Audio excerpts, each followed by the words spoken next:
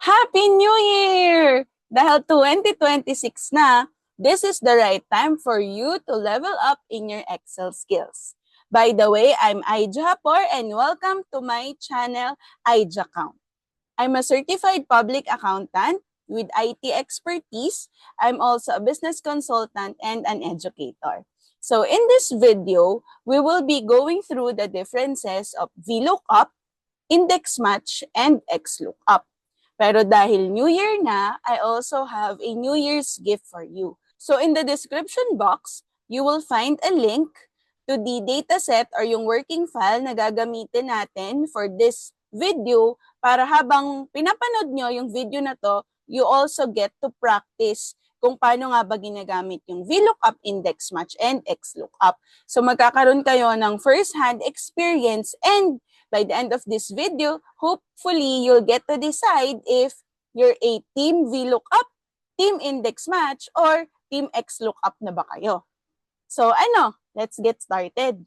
So simulan muna natin by going through the formula syntax of each nung mga gagamitin natin. Ito pong syntax sa mga accountant dyan, hindi ito yung tax sa mga bisyo, okay? So ito po is kung ano ba yung mga content ng formula natin para makuha natin yung mga values that we need. Okay, so simulan natin sa VLOOKUP. So if you want a full video kung paano gamitin yung VLOOKUP as into the details of it, I also have a video all about how to use VLOOKUP. So I'll just add that also in the description box. Yan. So yung VLOOKUP natin, ito yung ating syntax. So VLOOKUP, so inside the parentheses, lookup value, table array, column index, and range lookup. So yung lookup value, ito yung hahanapin natin. So or kung ano yung reference natin nung hahanapin from the another table o yung pinaka-source table natin. For example, ang basis nyo is, let's say, the student number.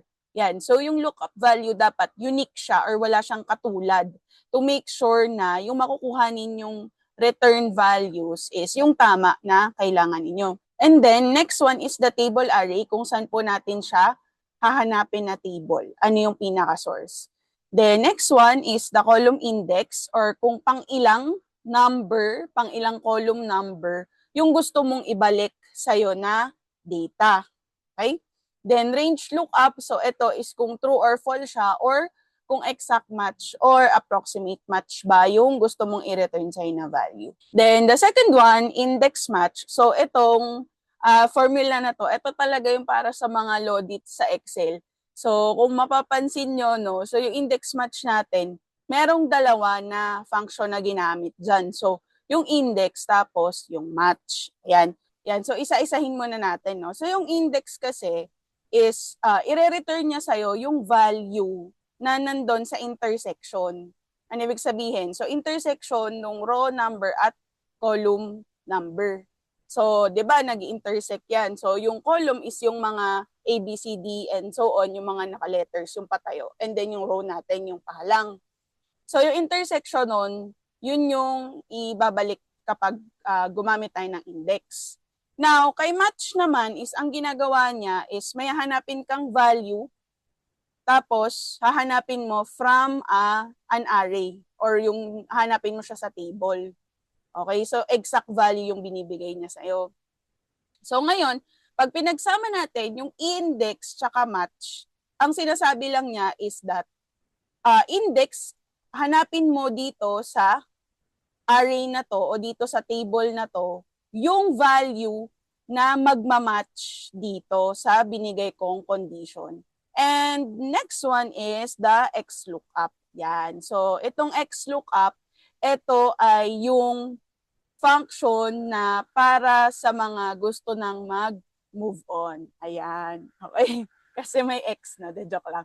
Ayan. So, kasi yung XLOOKUP natin, so ito yung isa sa mga pinakabago na lookup function. So, yung VLOOKUP na yan, even yung HLOOKUP, so those are already things in the past. Yung XLOOKUP po, very recent lang ito. So, available siya sa Excel 2021 and above. Yan, yung mga Excel 365. Yan. So, mas simple na siya. Hindi mo na kailangang alamin yung mga column index number. Yan. So, si XLOOKUP, so ganito lang siya. Yung lookup value natin, kung mapapansin nyo, pareho lang naman siya dito kay VLOOKUP. So, una muna is, ano ba ang hahanapin mo? So, for example nga, customer number or student number, yung lookup value. And then, lookup array is, saan mo hahanapin? Ayan. So, ibig sabihin, yung customer number or yung student number na gusto mong hanapin, saan siya nakalocate. Ayan. Then, yung return array naman is kung ano yung gusto mong ibalik. For example, ang gusto mong ibalik is student name. So, hanapin ko si student number dito sa column na to, kay lookup array na sinelect ko. Tapos, ang ibabalik niya sa akin is yung kamatch na student name. Yan. So, itong tatlo pa lang, goods ka na dyan. Pwede ka nang makatawid sa XLOOKUP mo. Pero, if gusto mo na kapag merong mga error o di kaya if not found, walang nagmatch, so pwede ka dito maglagay ng value. So, kapag di ko nahanap, anong ilalagay niya dyan? Ilalagay niya ba 0? Ilalagay niya ba is others? Or meron ba tayong default value? Ayan. Then, yung match mode natin, tapos search mode, no? Isa to sa mga advanced naman na part ng XLOOKUP. So, kay XLOOKUP kasi, pwede ka rin mag-search from, hindi lang siya left to right, na katulad ng XLOOKUP, pero even right to left, top to bottom, bottom to top. Ayan. Anyway, so yun. Ang dami kong sinabi. So, yan. Ito yung formula syntax natin. Okay, so ano ba yung mga pinagkaiba nitong tatlo na to? Okay, so base dito sa mga categories natin, no? Or yung criteria natin. First one is of use. So si VLOOKUP, relatively easy siya compared sa index match. Kasi medyo straightforward eh. Ang kailangan mo lang talagang malaman is yung column number niya. Ayan. And then yung XLOOKUP naman, ito, super easy talaga siya for me. Sobrang napadali niya yung life ko. Wow. The next one is lookup direction. So kapag VLOOKUP, as mentioned, left to right only siya. Kapag index match, from the left or from the right, depende kung ano yung selected mo na columns. And then, kay XLOOKUP naman, left, right, up, down, pwede siya. Okay, so VLOOKUP, does it need the column number? Answer is yes. Then, kay index match, hindi na kailangan nung column number kasi ang kapalit na nun is yung match. Okay, then, yung XLOOKUP, hindi na rin siya kailangan ng column number. So, halimbawa, sobrang dami ng mga column sa table mo. Halimbawa, 100 yun, no? Tapos yung first na column mo o yung pinaka-lookup mo or yung basis mo sa nilolookup mo is column 1. Tapos yung i-return mo, column 120. So, isipin mo naman, mag-highlight ka ng columns hanggang 120, di ba? So, malito ka pa dyan kung anong number ka na ng column. So, kay XLOOKUP, sobrang dali na. Okay. So, anyway, papakita ko sa inyo mamaya. Yan. Then, limitations. Okay, so si VLOOKUP, nagbe-break siya or nasisira siya kapag may na-delete ka o kaya nag-insert ka ng column. Kasi nga, ang pinaka-important part dito is yung column number. So kapag ka umusod-usod yan, mag-iiba na rin yung column number nung mga, nung mga columns mo. Okay? Then, si index match, ang pinaka-limitation niya, harder to understand. Kasi nga, dalawang nakakombine pa yan. Okay? Then, si XLOOKUP, so ang tanging limitasyon po niya is hindi siya available in older Excel version. Yan. So, hindi po siya pang Excel 2016 and below. Yan. Then, next one is error treatment. So, ano po yung error? So, maraming types ng error, no? So, gagawa na lang rin ako ng video to discuss that kasi depende sa kung ano yung nature niya. Anyway, error in general, no? Ang error treatment ni VLOOKUP, kailangan mo magdagdag ng if error sa formula mo. Ganon din sa index match, magdadagdag ka pa. So, ang mangyayari dyan is equals if error, tas ipapasok mo sa loob yung VLOOKUP or yung index match. Pero si XLOOKUP, meron na siyang built-in if not found yung tawag. Next is when to use. Ayan. Kailan naman natin gagamitin? Meron naman palang tatlo, kahit ano naman pare-pareho yung ibibigay na value. So, kailan tayo magdedesisyon anong gagamitin ko? Depende sa'yo, syempre, ikaw gagamit. Ayan. Pero when to use VLOOKUP po, so okay siya if beginner ka and if you are using older version of Excel. So 2016 and below. So VLOOKUP na dapat yung first option mo. Pero pag sobrang lodi ka, tapos talagang you want to show off your Excel skills, pwede ka mag-index match. Ayan. Kasi nga medyo harder to understand siya. And then, last one is the XLOOKUP. So, kailan natin siya gagamitin? Kapag po ikaw ay merong Excel 2021 or Excel 365 or yung kung may mga latest version pa no, na ilalabas in the future. So, ito po yung best choice natin. Now that you know the differences ng VLOOKUP, index match, saka ng XLOOKUP, pwede na natin siyang gawin sa Excel.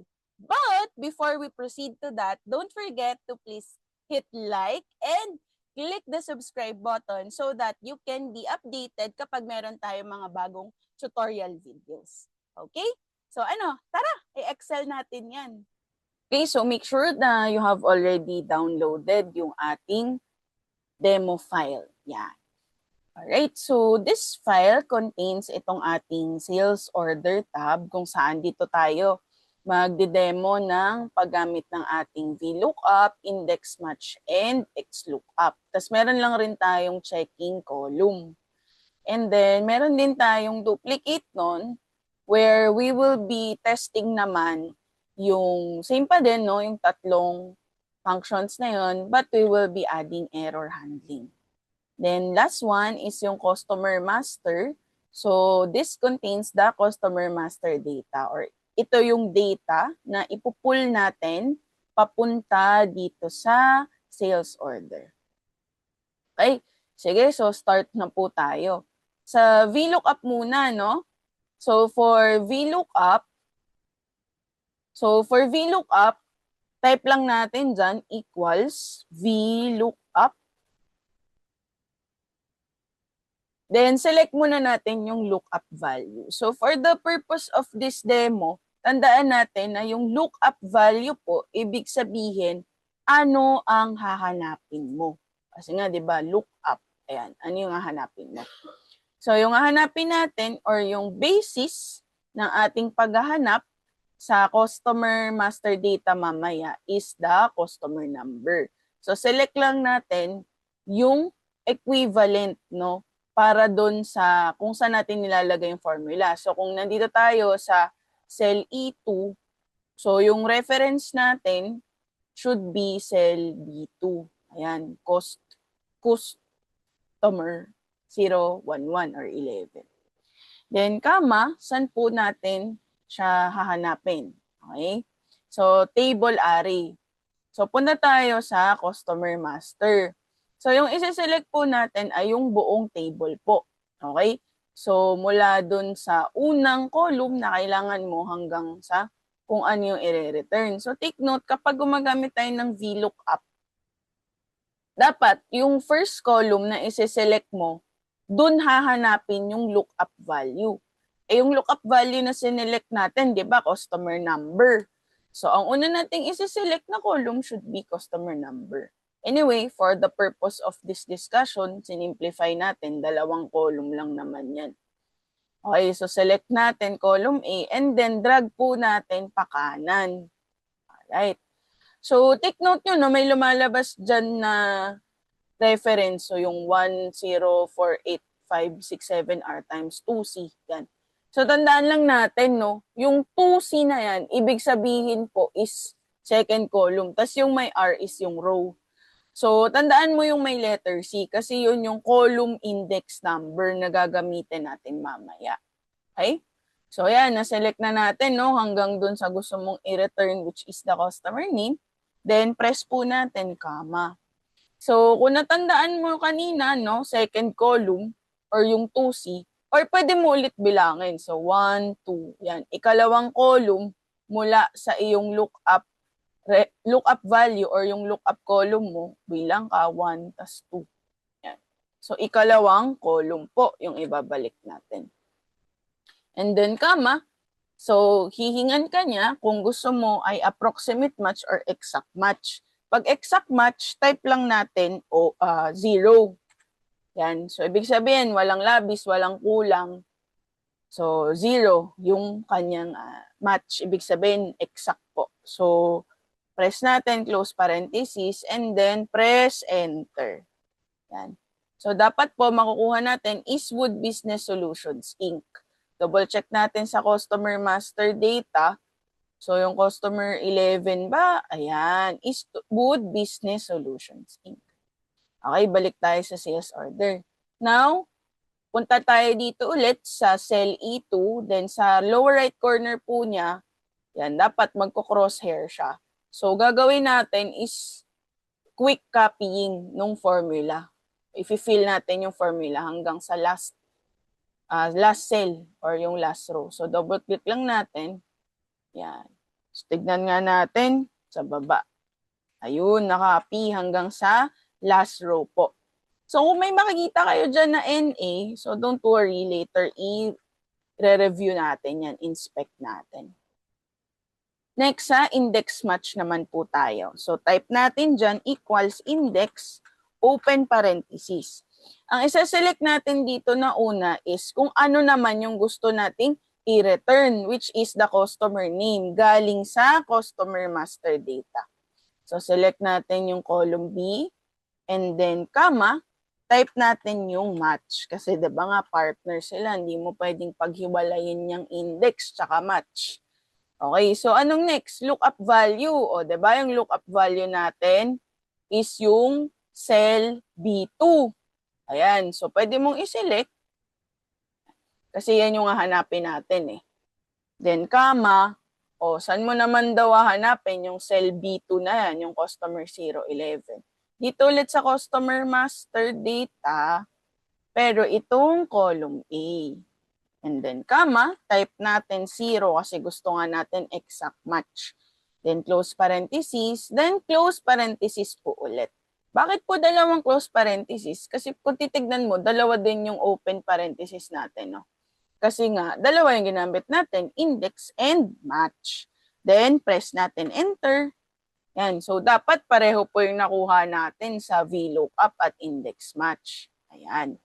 So far, same naman, no?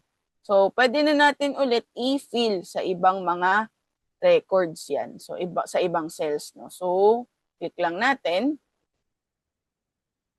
Yan. And then, double-click kapag naka-crosshair na black. Yan. Next one, XLOOKUP. So, again, yung XLOOKUP po, available lang siya sa mga higher version ng Excel po natin. Yan. So, press lang natin equals, XLOOKUP, open parenthesis.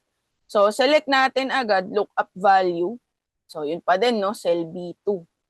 Comma, lookup array. Saan daw natin nahanapin yung customer number? So, dito yan, customer master. Select mo yung customer number, column A, and then comma, ano yung gusto mong i-return? So, column B. Yan. And then, pwede na natin yan agad i-close. Mamaya na tayo sa error handling. So, close parenthesis, enter. Yan. Then, double-click lang ulit natin. Ayan. So, ngayon, ang gagawin naman natin, check natin, no, kung pare-pareho po ba yung values po na nakuha natin dito sa tatlo nating ginawang formula. Yan, zoom out lang natin konti. So, anong gagawin natin? Gamitin po natin tong formula na equals and. Okay, for quick checking lang po. So, equals and, then select mo tong E2, yung para sa VLOOKUP, equals F2. And then, comma, F2 equals G2. Yan. So, ang ibig sabihin lang niya, titignan po niya kung yung E2 ba ay equal sa F2 and yung F2 ay equal po sa G2. Then, enter lang natin. Yan. So, dapat true yung lalabas dyan. Okay. So, paano natin malalaman kung merong hindi matching? So, punta tayo dito sa cell H1, yung column header na checking. Then, punta po tayo sa data, check natin to filter. At click filter. Then, drop down. Ayan. So, wala namang naka-false, pero may NA. Ayan. So, bakit kaya may NA? Select natin yung NA. Ayan. So, ibig sabihin po ng NA is not available or not found. May error po. So, it means na ito pong mga customer number na to, hindi po siya nahanap dito sa ating customer master data. Okay, wala siya dito sa list ng customer numbers na valid. Yan. So, ang ibig sabihin nun, pwedeng may mali po sa input ng customer number or di kaya invalid talaga siya, as in wala lang talaga siya sa listahan. So, double check natin, no? So, pag tinignan natin, itong mga naka-NA, so mukha naman siyang tama. Pero double check natin, no? Ano kaya yung mali dito? So, looks like, sa halip na 0, ang nailagay po is O. Ayan. So, mukha siyang cost 008, pero O pala siya sa halip na 0, no? So, anong gagawin natin? Babaguhin ba natin to? Gagawin natin siyang 0? Okay, wag po muna agad. So, syempre, for professional skepticism, no, apply natin yung professional skepticism. And wag po tayo agad mag-assume na namali lang to ng type na dapat 0 siya. Kasi what if invalid pala talaga or meron palang gumawa ng sales order na hindi nag-go through the right process. Okay? Or baka mamaya hindi talaga nga ito authorized transaction. So, ang gagawin natin dyan, kung kayo po ay naka-system, check po natin yung system. Baka may nag-override po sa back-end. O di kaya, baka system error. So, check po muna natin. Wag natin agad babaguhin, no, yung source data mo. So, right now, no, ang gagawin naman natin next is for the error handling. Yan. So, same pa rin yung gagawin nating formula except we will be adding if error. If error para sa VLOOKUP at sa index match. Then, sa XLOOKUP, gagamitin naman natin yung if not found. Yan. Kasi si XLOOKUP, meron na nga siyang built-in na error handling. Yan. So, turo ko muna sa inyo paano tayo mag-freeze panes. So, punta po tayo ng C2, cell C2. Then, punta tayo ng view. Tapos, freeze panes and then freeze panes. Ayan. Para saan yun? Para pag nag-scroll to the right ka po and scroll down, makikita mo pa rin yung kailangan mong row and yung mga reference columns mo. Sige, proceed na tayo, no? So, ganun ulit. Equals, and then lalagay muna natin if error. Yan. Tapos ipaloob natin yung VLOOKUP.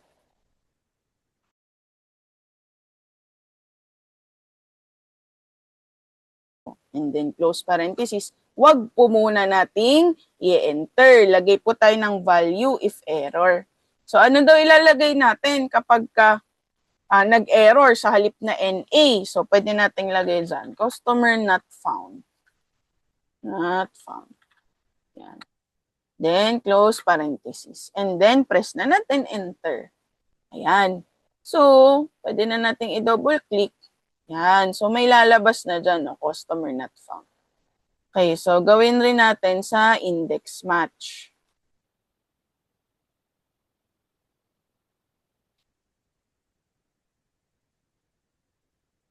Then, sa XLOOKUP, dito lang siya magiging iba. So, di na tayo gagamit ng if error. So, equals XLOOKUP ka lang dyan. Lookup value, comma, lookup array, comma, return array, yung B. And then, comma, if not found, dun mo na agad ilalagay. Customer not found. Yan, pwede mo na agad i-close. Then, double click lang natin. Yan. Then, checking ulit tayo, equals end. Yan, so lahat yan, pag dinouble check natin no, sa filter, yan, lahat yan naka-true na. Now, paano po yun kapag may mga customer not found? Baka magmukha siyang yung pangalan ng customer is customer not found. So, may ituturo lang ako, no? Gagawa tayo ng conditional formatting. So, highlight lang natin itong column E hanggang column G. Then, punta tayo ng home, conditional formatting, highlight cell rules. Ayan. Text that contains. Ayan. So, kapag sinelect nyo dyan, no, lalagay nyo lang dito. Kapag meron siyang ganitong text, magkukulay red siya. Pwede rin kayo pumili ng ibang formatting. But let's just stick with this default. Ayan. So, customer not found. And then, okay. Ayan. So, kita na agad natin, no? Customer not found. Yung lahat ng merong red. Ayan. And then, para madali natin filter, pwede naman natin ditong yan, filter natin, no? I-filter natin yung customer not found. Ayan. Pwede rin tayong mag-filter by color. Yan, drop down natin and then by color. Yan, cell color. Tapos, yun, pwede nyo nang i-select. Yan. Okay, so that's it for today's video tutorial. So kung gusto nyo pa ng mas in-depth discussion for VLOOKUP, index match, and XLOOKUP, you can check out my other videos and I will be adding the link down below sa ating description box. And if you have any requests or mga Excel tips or pwede ring accounting that you want to learn, feel free to add a comment down below. See you in the next video!